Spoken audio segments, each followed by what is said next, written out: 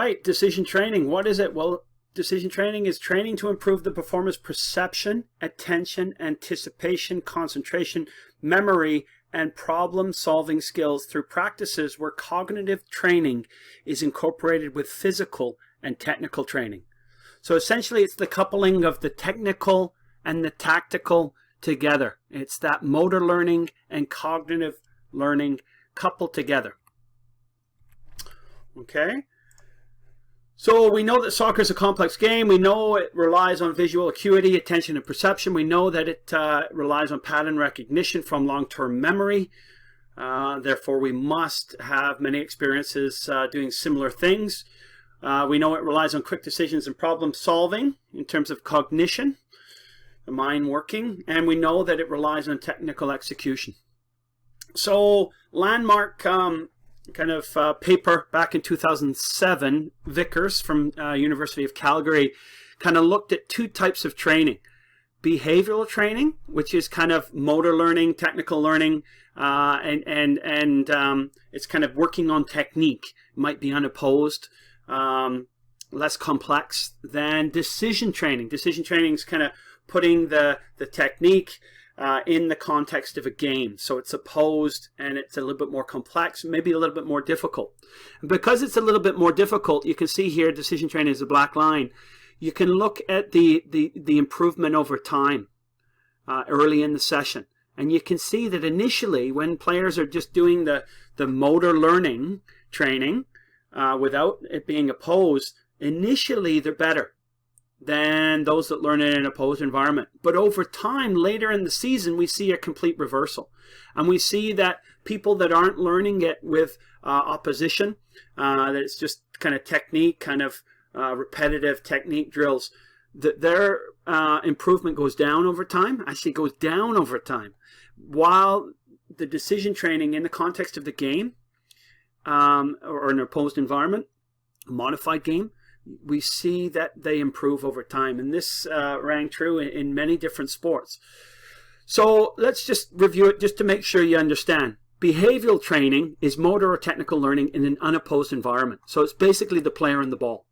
So they might be working on step overs, they might be working on shooting, whatever it is. Now that differs from behavioral training or decision training. Decision training is doing the motor action, the technique, in the context of an opposed game. So you have opposition here, and it presents more of a cognitive load. So the brain is working a lot more, and the eyes are working a lot more. We know that there's that cognitive engagement, and there's visual and attention demand. So not only are they looking at the ball, they're also taking in the opposition, and that information is coming back to the brain. They're having to look at the visual cues and visual cues in the field. Maybe it's space and behind, space to go through, right? And also the body position of the defender. It's telling them stuff. So do they dribble around? Do they dribble through? Do they dribble away and then go back to the goalkeeper? What are they going to do?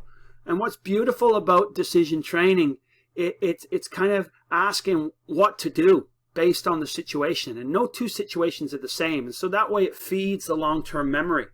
You have many of these different environments that are going into long-term memory. They're able to find those patterns a little bit quicker, and they've done it before. So it's really important to put your technical learning in the context of a game. So there's the question what to do, why we're going to do it based on those visual demands, how they're going to do it, what technique are they going to use, who are they going to engage and play with, where are they going to go on the field, and where do we go, and when did they do it, and was it ultimately successful. And this process of decision training feeds with positive and negative feedback. It's reinforced, and then that informs what we do the next time. You imagine a player in a decision training environment, maybe if, initially they're not successful, lots of mistakes are happening, and, the performance isn't as good as we would like. But have that patience with your players. Over time, those negative experiences inform what we do the next time. And from the long-term memory, it's accessed and better decisions are made. And that process happens again and again and again and again and again and again. So just to summarize, behavioral training is simple, mostly kind of simple to complex drills, technical emphasis, internal focus of instruction. So we're focused on technique. It's easy first instruction. I want you to do this. And it's blocked, low variability, low cognitive effort. There might be abundant coach feedback, little questioning. Decision training, on the other hand, is kind of that external focus, looking at the environment. It's competition-like drills, technique with the tactics. So again, we're coupling that cognitive load with the motor learning. Hard first instruction, so you're doing a lot of maybe focusing a lot at the beginning of the season on these things, on your tactical principles, and then it's variable. The beauty about variable learning and random practice is that skill acquisition is actually higher than the blocked over time. Bandwidth feedback, so you establish that minimum that you expect out of the players. If the players go below that, then you're in there and giving their feedback. High questioning youth to foster fostering a great appreciation about the greater game, and sometimes using that video feedback with players. So being that we're fueling that long-term memory about these different situations, essentially players can anticipate. They've seen it before. They access that subconsciously, and so we know that through decision training, players are able to anticipate at a high level, and because of that, they are less likely to fall prey to deceptive actions. They've seen it. They've recognized those visual cues before, those pattern recognition, and they're more effective as players.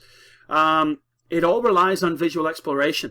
And so a little video here on Frank Lampard, the best in the EPL in his day of checking out his environment. But just look at the different the little head movements, what I call visual exploratory behavior. He's got about 13 or 14 looks all within about 17 seconds. It's just amazing. Our decisions rely on visual acuity and awareness, and Frank Lampard, one of the best at it. So let's just have a look at this video. Look at that head move. Every direction. He's looking at the ball. He's looking away. Constantly taking in that environment. So when he receives the ball, he knows what he's doing. He's seen that defender come in before, close him down, so he just cuts it back. Just amazing.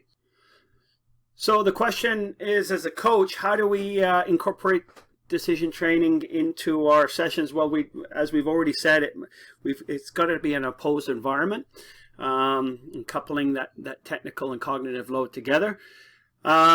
It's important to be aware of the decision that you want the athlete to make in the competition, highlighting one cognitive skill. So it might be pattern recognition, it might be perception, anticipation, all these things here. So it focuses on one skill. So let's say it's pattern recognition. Let's say that we want our players to be able to play forward and break lines and pass that ball between defenders. Well, ultimately, they've got to be looking forward. They've got to have that perception, and they've got to see the pattern of two defenders together. And that pattern is that maybe the defenders can't be too close together. They have to be a sufficient distance away so they can punch that pass on the equator through those defenders. So it relies on perception. It relies on that pattern recognition. Okay? Then we design a drill. Progression of drills that can train the decision in a realistic setting. So as they're not just passing through cones, it has to be dynamic. We have to couple the technique and the cognitive load. Let's say it's a little game, maybe a 4v2, where they're looking for that gap through the defenders to punch that pass through. So we're looking for that cognitive trigger. And it might be that we're talking to them about object cues, so the object being the two defenders. It might be on the location, so we're looking through past those defenders. We're looking at the person that's going to receive that ball. And then thirdly, you're going to select one or more of 7 decision tools to train the decision. So in soccer, being that a game is variable, You could have an end game that's quite variable, and you're looking for that moment when the two defenders are there. That variable and random practice will provide variability, which boosts learning and skill acquisition. You might, in your feedback with bandwidth feedback, maybe they've dropped below that minimum that you expect. You might come in and ask some questions. So what do you see here? Recreate the situation. Ask a few questions. Where did you look first? Oh, you looked to the side, but have a look. Those two defenders in the middle, quite far apart. Is there a better option? Oh, there is. And what do we gain from that pass that goes through those two defenders? Oh, okay, so we get to eliminate them. So that feedback from the player and that questioning and scaffolding them towards the learning is key. And that's ultimately the decision training model that Vickers in 2007 put forward, and this relies on triggers, and those are the visual things that we need to be focusing on. And as we said before, decision training relies on that visual acuity and awareness. In conclusion, that perception is key in our training, that we're taking in that information. So it's that attention, and this drives the anticipation and that long-term memory and problem-solving skills.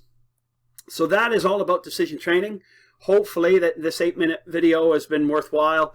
Hopefully it creates that context of what is best practices, or what are best practices as coaches. We should be coupling that technique and that gameplay to foster better development. If we just do technique and technical work, there's no guarantee that it comes out in the game, and they can understand patterns and be effective. So we've got to couple decision making and the technique in our practices.